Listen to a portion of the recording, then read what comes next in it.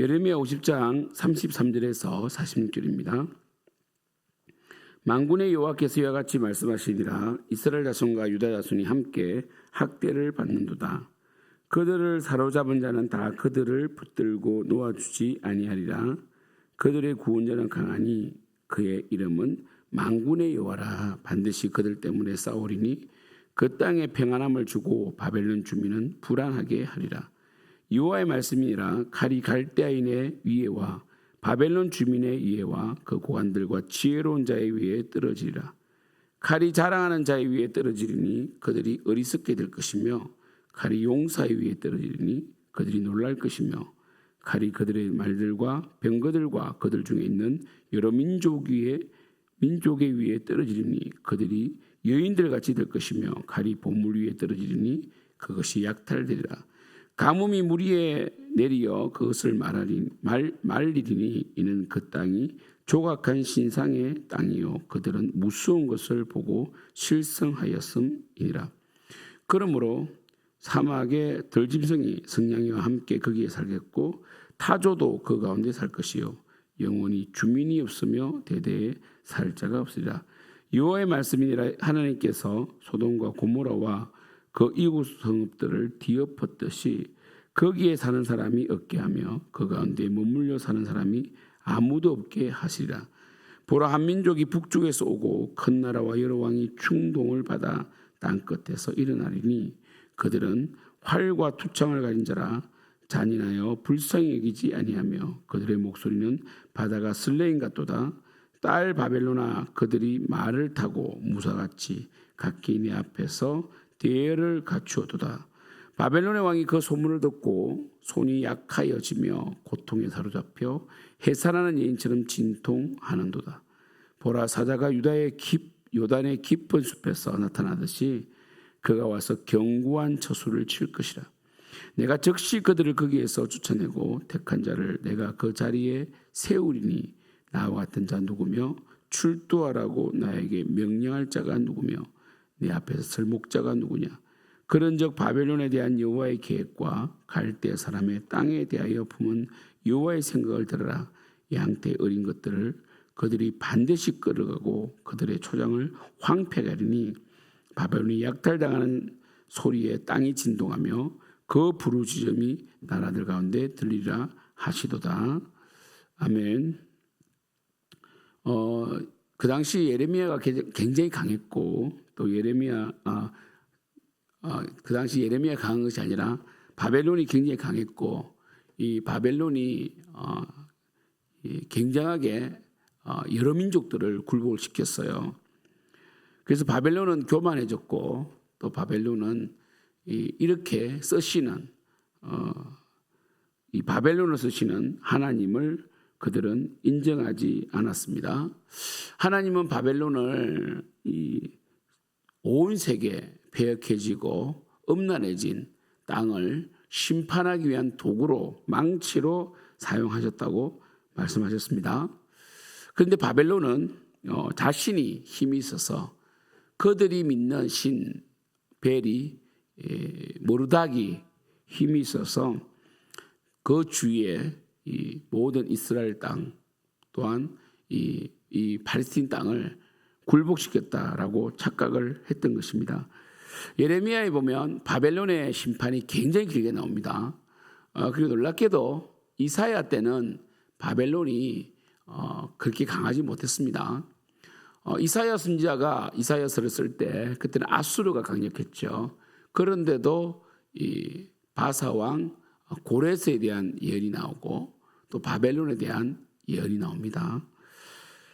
하나님께서 역사의 주관자시죠. 하나님께서는 나라를 세우시고 폐하시는 분인데 그러나 하나님께서 오늘 말씀에 보시는 것처럼 우리의 구원자 하나님은 강하십니다. 하나님이 힘이 없어서 바벨론에게 이스라엘이 멸망당한 것이 아니라 하나님은 땅이 더럽혀진, 그죠? 이 땅에 대한 법이 나오지 않습니까? 이 땅이 더럽혀졌다. 우리 38절에 보면 이런 말씀 나오죠. 가뭄이 물 위에 내려 그것을 말리는 이는 그 땅이 조각한 신상의 땅이다라는 표현이 나옵니다. 그래서 하나님께서는 여러 민족에게 땅을 분배하여 나누어 주었고, 그리고 그 땅에서 하나님께서 땅의 주인은 하나님이시기 때문에 임대료를 받습니다. 그 임대료는 공의와 정의였어요. 그러나 그들은 땅을 분배받은 민족들이 하나님을 인정하지 아니하였고 자신의 땅이라 주장했고 그 땅에 공의와 정의를 실하지 아니함으로 말미암아 그 땅의 주인이 하나님이신데도 조각한 신상을 우상 숭배함으로 땅이 더럽혀졌고 하나님은 바벨론을 통하여 이 모든 땅들을 심판하셨습니다.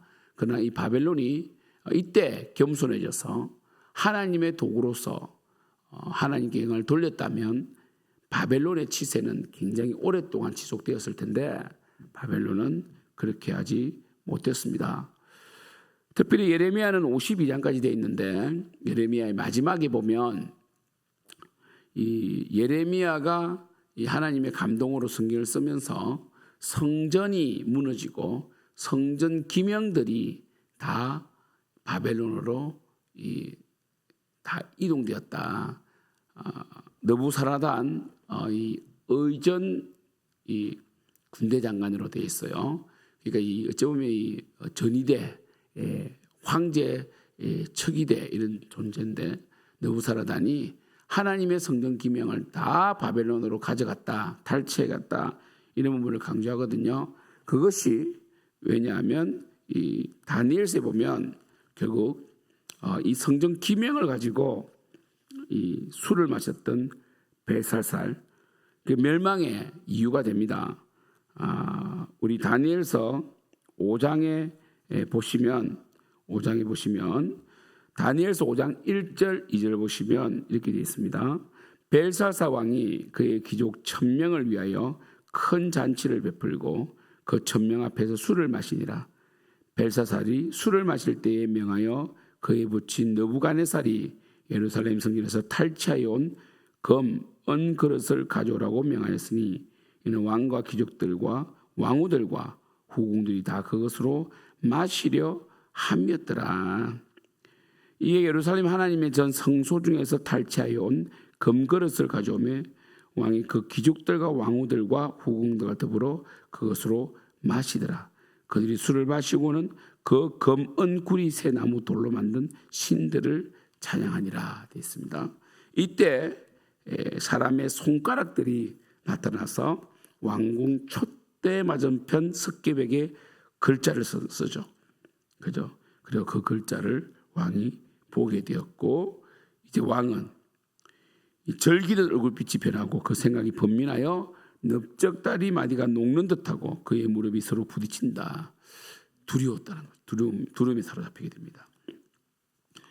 이렇게 바벨론은 허무하게 무너지게 됩니다. 여러분 하나님은 아무리 진토 중에 있더라도 하나님을 인정하고 겸손한 자는 그 진토 속에서 보석을 캐내어서 쓰십니다.